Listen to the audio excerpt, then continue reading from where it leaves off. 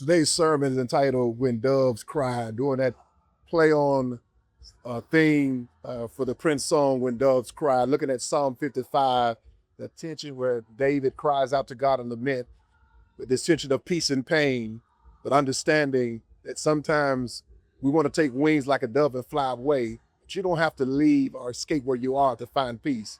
You can find peace in God right where you are. I simply want to tag this text, When Doves Cry. When doves cry. You may be seated in the Lord's church. When doves cry. Church, when I was young, I must admit I really wasn't a fan of the artist known as Prince music. I was Team Michael Jackson. It wasn't until my freshman year of college where I really began to appreciate his catalog. My freshman roommate was a Prince fanatic. He listened to Prince every day, all day. And because he listened to Prince so much, it meant I had to listen to Prince. What I discovered in listening to Prince is that you really can't listen to Prince with a casual ear. When you listen to Prince, you have to put on your hermeneutical ears. Because Prince music always had a message that was conveyed in metaphors. He always had a literal message, but he used vivid, figurative language. For instance, you do know that the song Little Red Corvette is really not about a car. It's about a fast, reckless, dangerous romance. You do understand that that song, Purple Rain, is not about the weather. It's a metaphor for trouble and loss, and yet somehow hope rising in the middle of chaos. And then that song, When Doves Cry, it's not about a bird. It's about a broken relationship and the haunting fear of repeating the failures of his parents. And the imagery that Prince chose was doves. We know that doves represents peace, tranquility, calm, serenity. Prince also partnered that with the expression of crying. When we think of crying, we often think of anguish, sorrow, and pain. And here it is, singing about this tension between peace and pain. But I want to help you to understand that Prince ain't the first person they had the deal of a dove in conflict in a song. Because 3,000 years prior to Prince putting pen to paper, there was another musician, and his name was David. And David, here in Psalm 55, is writing a psalm of lament. It is David crying out to God in the middle of one of the most painful seasons of his life. Most scholars believe that the backdrop of this psalm was during the rebellion of his son Absalom. This is when his own flesh and blood led an insurrection against him, to the degree that Absalom did not just want to take his throne, but he wanted to take his father's life. But also, alongside with that betrayal, he also had to deal with the betrayal of a trusted advisor. His advisor named Ahithophel, who the Bible says he trusted and relied on because his consultation was like hearing the very word of God. Notice, a close friend defected from him to join the son that turned on him. David is dealing with double betrayal. And in the midst of all of that chaos, he then begins to cry out in verse 6 and says, "Oh, that I had wings like a dove, I would fly away and be at rest." David desired the wings of dove because doves represents peace, calm, stillness, and tranquility. But let me remind you, this is not some weak man. This is David, a man after God's own heart. And yet David found himself in a valley full of emotional despair, so deep that all he wanted was wings so that he could fly far away from his own life. Church, what that means for us is that you can be a follower of God. You can be strong in your faith and still experience weak moments in your life.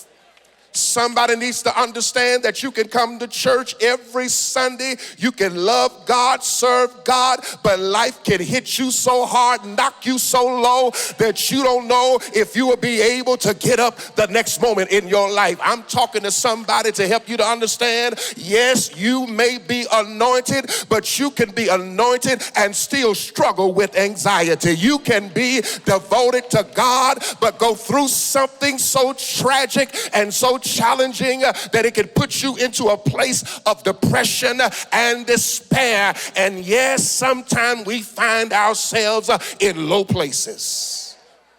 And sometimes we come and we can't fully, truly express ourselves. And sometimes we don't really, truly worship. And sometimes we often put on our happy face because we believe that in order to be a person that have peace, that it must mean there's an absence of pain. But I want to help somebody understand that pain and peace can occupy the same space. Somebody needs to know that just because you have pain in your life does not mean you can't have peace in your life. I'm trying to tell you that the peace that God gives to us is the kind of peace that even when you find yourself where people walk out of your life, you can still say, "It is well within my soul." I'm saying that the peace that God gives to your life, that even when it seems like the world is falling apart, that you can still hold it all together because you know the Lord is still holding on to you. I wonder, is there anybody up in here that can say there's challenges in my life? Everything's not perfect. I didn't come to church because I had all the money I wanted and I didn't have everything all right in my life, but I came with my hands lifted because even though I still struggle and I still have challenges, I still have God and God is still keeping me. Because God can give you peace that surpasses all understanding, that even in the most painful seasons of life, that you can still rest in God's presence. Yet there's that tension of dealing with the reality of pain, but yet still trying to find that peace. And yes, doves cry. So what do you do when you find yourself in that tension? I'm a believer, I love God, but man, I'm really going through. What do you do when you got all this pain, this weight, the burdens in your life? There are three things I notice in this text I want to lift for our consideration that David shows us. And the first of all is, what David shows us is that when you're in that tension of peace and pain, he says, bring your pain to God honestly. That's the first thing he shows us, is to bring your pain to God honestly.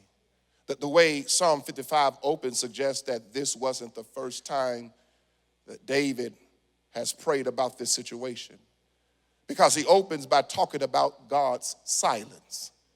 He says, give ear to my prayer, O God, and do not hide yourself from my supplication. Attend to me. He says, hear me.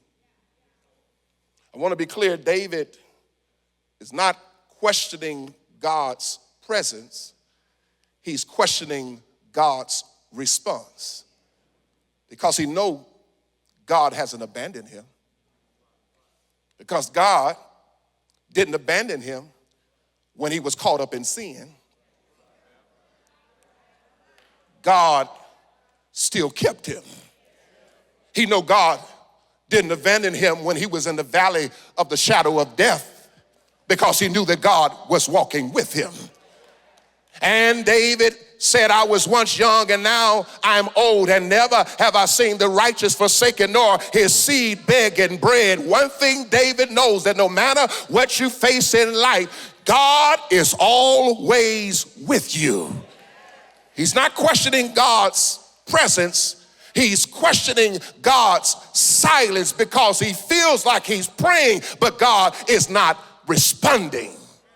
And yet, in spite of God's silence, in spite of not feeling heard, here's what I love about it. David kept on praying. That's what I want to help somebody understand today, that sometimes it feels like God is not hearing you. Sometimes it feels like you pray and your prayers go up and hit the ceiling and come right back down, and it seems like nothing's happening. But I want to tell you, don't stop praying, because if you keep on praying, I'm telling you, the God that you serve hears and answers your prayers. He keeps on praying, and watch what he does. He brings his pain to God. He brings his restlessness to God. Verse 2, he says, I'm restless in my complaint and moan noisily.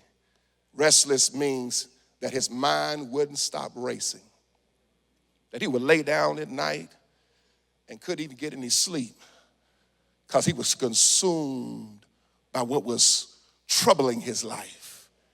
He couldn't shut down his mind. David brought his despair to God. Verse 3 says, because of the voice of the enemy and because of the oppression of the wicked, for they bring down trouble upon me, and in wrath they hate me. The weight of being hated and being constantly under attack had driven him to the point where he was on the verge of going over the edge. Always having to look over his shoulder, always having to wonder who could he trust. And he felt like he was all alone. David brought his fear to God. Verse 4, he says, my heart is severely pained within me, and the terrors of death have fallen upon me. He felt like he was dying on the inside.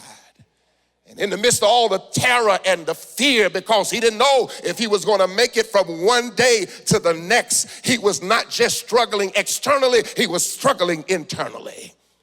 And David brought his being overwhelmed to God. Verse 5, it says, fearfulness and trembling have come upon me, and horror has overwhelmed me. He says, Lord, I can't take no more. Have you ever been there?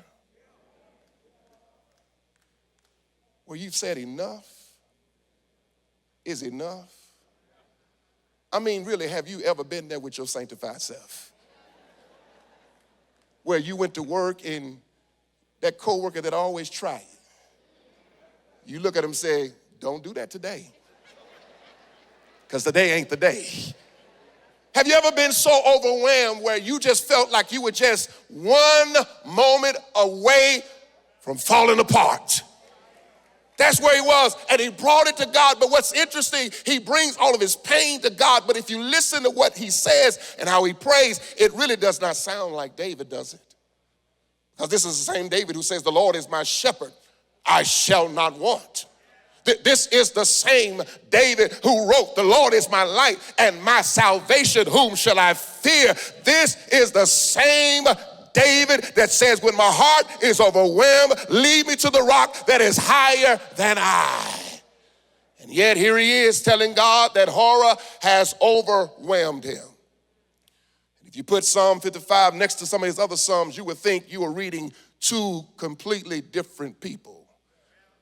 But I want to suggest to you, David does not have a split personality.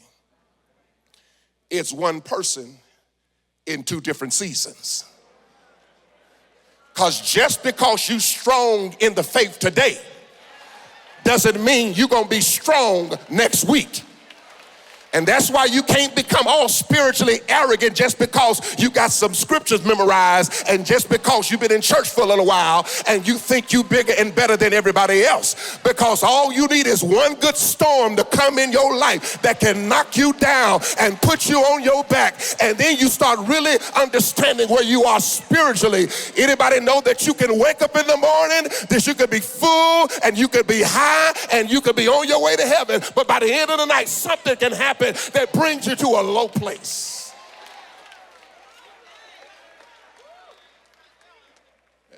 That we all go through. What we have to understand, we got to bring our pains to the Lord. But if you look at the superscription of this song, this is a song that was publicly sung with string instruments. I'm moving. But it was publicly sung with string instruments, which means that they sung this in worship. They sung about David's crisis, which meant others heard about what he went through. And others were strengthened because David shared what his struggle was. Wouldn't the church be so much better if we could get to the place where we don't just tell God about what we're going through, but we learn how to be honest with one another to let my neighbor know that I go through as well. Because sometimes people sit by you and think you don't go through anything. But the truth is, what they're going through, you've already been through, or you getting ready to go through. But if we learn how to help each other, we can help each other come through what we're going through. I'm moving. But then here's the second thing we learned. Secondly, beware of mistaking escape for peace. Beware of mistaking escape for peace. Notice that after David brought all of his pain to God, honestly, the pain didn't just go away. Because sometimes you just can't pray your pain away. Church, prayer works. I'm a witness it works.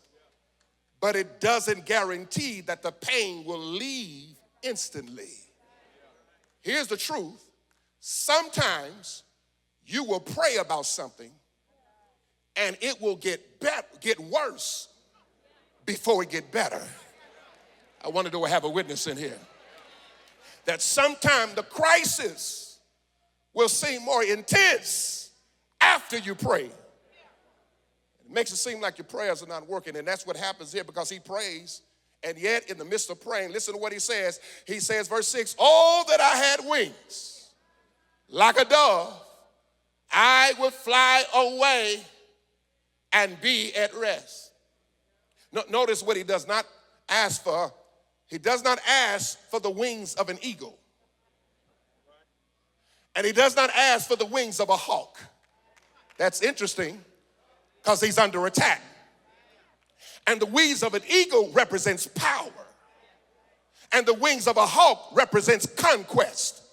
But in this season, in this moment, what he desires most is not power, neither does he desire conquest. More than anything, in this season, he desires some peace in his life. Because sometimes, church, all you want is some peace. Y'all missing what I'm saying? He said, if I had wings as a dove, I would fly away.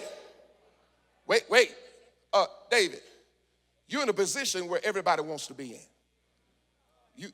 You are a king. You've had the royal chariots.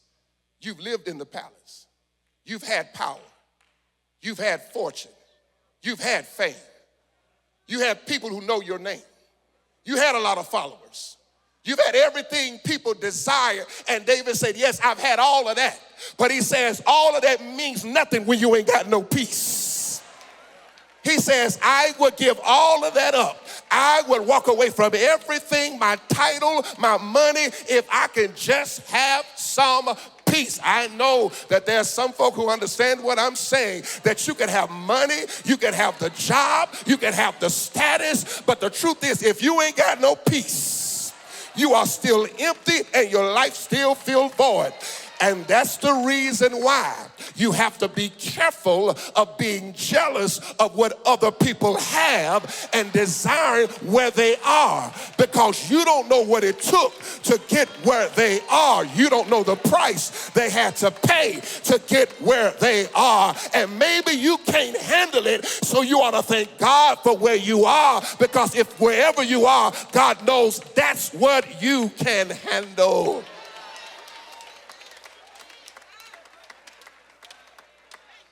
What sense does it make to own a fancy car when you don't feel like driving nowhere? What sense does it make to live in a big old mansion but can't get no sleep at night? David says, what I want more than anything is that I want peace. But notice, the only way he thinks he can get peace is that he has to escape. He said, I can't get peace where I am. So if I had wings, I'd fly away. Somebody in this room know what this feels like. You just want to escape. So that may be some reason why some, they turn to the bottle, because they're just trying to escape. That's why some people start abusing drugs, because they just want to escape. That's why people jump from one partner to the next. They just want to escape. And that's why some people just dive into their work, into their career. It's not just because they're trying to climb the corporate ladder. It's because they're trying to escape. Can we be honest? That's why some folk are at church all the time.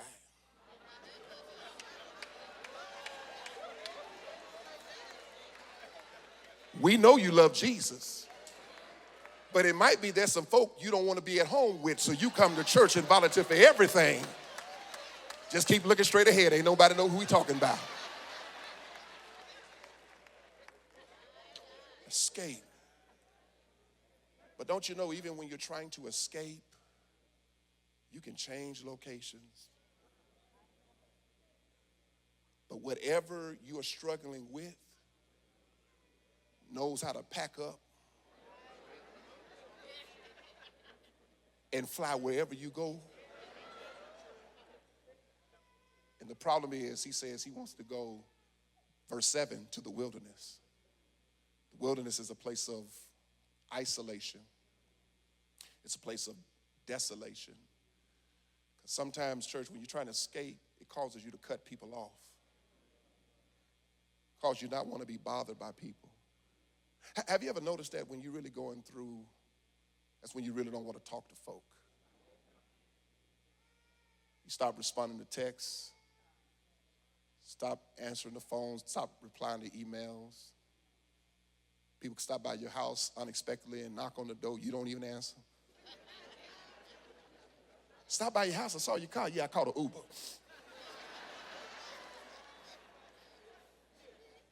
Because all you want is to escape.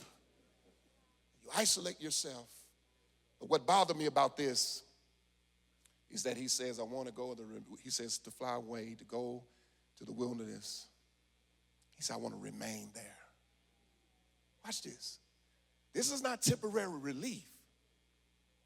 He says, in the midst of my crisis, I want to make a permanent decision. I want to fly away and never come back. He's not asking God, is this your will? He's not seeking, am I finished with my call? No. God, I want to make a permanent decision. I want to get away. And it's, listen, what you should never do is make a permanent decision in a temporary situation.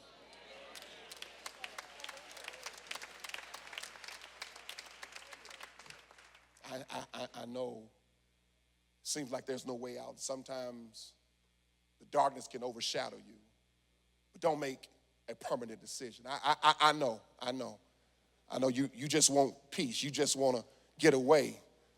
But before you make a quick decision, a permanent decision, I want to caution you to pause. Before you make a permanent decision to walk away from that marriage, before you make a permanent decision to walk away from that job that God has given you, before you make a permanent decision to do something to yourself physically to end it all, I want to cause you to pause, because while you're trying to make a permanent decision to end what you're going through, God wants me to tell somebody that what you're dealing with is only temporary. David, you know this, David. Because David, you said in Psalm 30 verse 5, you said weeping may endure for a night. But David says, if you hang on just for a little while, joy will come in the morning. All I'm saying is don't give up before the morning comes. I know the night can seem long. I know the night can seem like it will never end. But somebody here know, because you've been there. You thought you would stay in that predicament. You thought you could never overcome what you were facing. But is there anybody here could be a witness that God will show up and give you joy in the place where you had sorrow?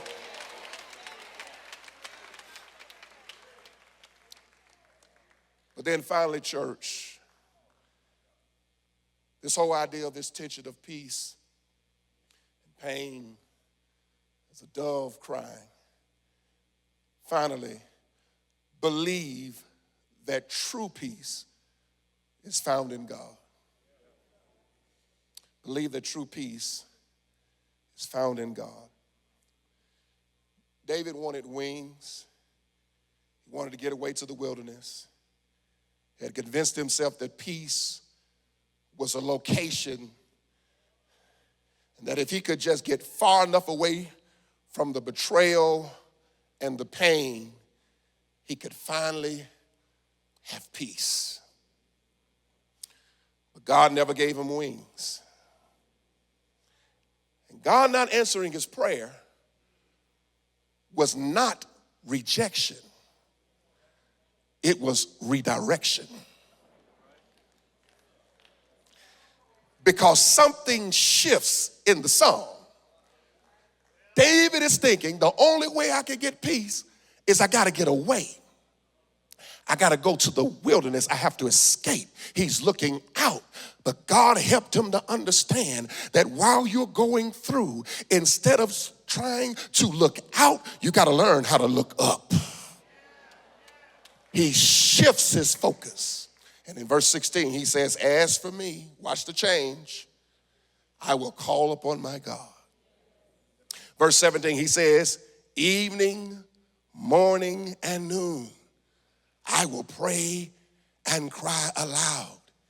He shall hear my voice. Notice, he says, I'm going to run to God.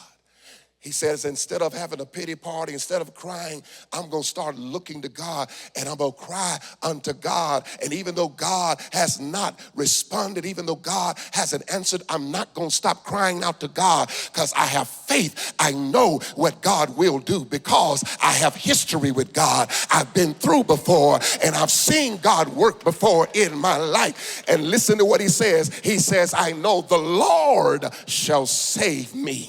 He says, I know the Lord is going to intervene. I know some way, somehow, God is going to come and scoop me up, and God is going to protect me and preserve me, and God is going to ensure that nothing happens to me until my purpose is fulfilled. I need somebody in here that got that same kind of faith that say, I don't know how, I don't know when, I don't even know where, but I know God is going to show up in my life. I know God is going to make a way in my life. I know God is going to provide for me. I know God is going to heal me. How do you know? You know because you can look back over your life, and you can start looking back over the times that God intervened. You can look back over your life, and you can see the moments where you thought you were not going to make it off, when your back was up against the wall. But every time you needed God, God showed up in your life, and God redeemed you, and God restored you, and God healed you, and God rescued you. In the midst of his crisis, he says he will save me, but I love verse 18 and I'm done. He says, he has redeemed my soul in peace from the battle that was against me. He says, in the midst of what I'm going through, he's redeemed my soul. He's brought me back. And he says, in peace from the battle that was against me. Here's the thing. Ain't nothing changed. He still got haters. They still trying to kill him. They still trying to take him out. They haven't changed. But he's changed.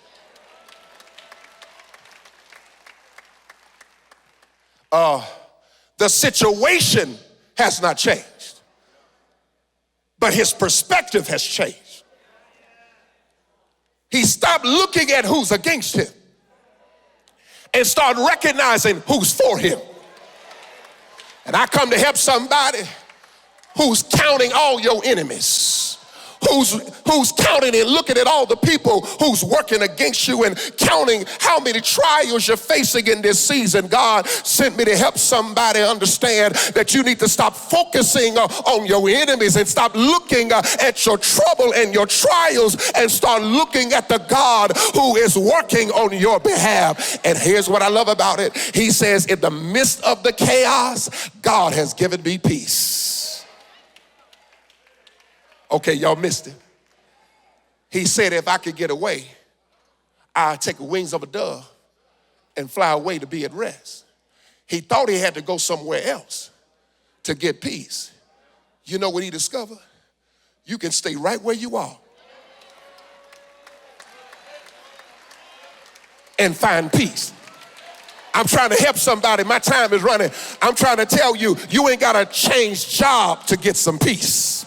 You ain't got to change partners to get peace. You ain't got to change churches to get some peace. You ain't got to change houses to get some peace. You ain't got to keep rotating cars to get some peace. I'm trying to tell you, if you look to God, is there anybody up in here know that God can give you peace right where you are? Everybody in your section, everybody in your division, on your job can get on your last nerve, but you can still say it is well within my soul. Is there anybody here know that God will give you peace right where you are? You can be in the midst of the worst storm in your life, but you can still give God praise because God can give you peace in the midst of your battle. I got to leave you alone, but can you help me close my little sermon and just look at somebody and say, neighbor, here's God's word for your life. God can give you peace right where you are. That ought to make you all excited right there. That wherever I am, God can give me peace. So I ain't got to change my location. I just got to change my outlook to be my outlook. That when I look to the hills from which cometh my help, I know all my help comes from the Lord. Is there anybody in here that can say, I might not live in a mansion on the top of a hill. I might not have $1 million sitting in a bank account, but I got Jesus. And since I got Jesus, I got everything that I need. Is there anybody in here that can say, I got peace? So much peace that even when the bottom fall out, the Lord is keeping me. That's the reason why I hadn't lost my mind, because the Lord is keeping me. That's the reason why I haven't snapped on anybody, because the Lord has been keeping me. Won't he keep you when you cannot keep yourself? I said, won't he keep you when you can't keep yourself? Because the Lord will keep you in perfect peace if you keep your mind stayed on him. Ain't God all right? He is There anybody in here that know the Lord is a promise keeper? And if he did it for me, the Lord will do it for you, because there is no secret what my God can do. What he's done for others, he'll do the same thing for you. I gotta get out of here, but the real reason why we can have peace, because he died one Friday. I said he died one Friday. They put my Lord in a borrowed tomb, stayed down there Friday night, stayed down there Saturday and Saturday night, but early Sunday morning, he got up with all power in his hands. And the reason why I have peace is because the Lord gave me resurrection power when he got up. Ain't he all right? Shout yes. Yes. Yes. Give God glory in here. Come on, give God glory in here. Come on, give God glory in here. Hallelujah. Our peace. Our peace.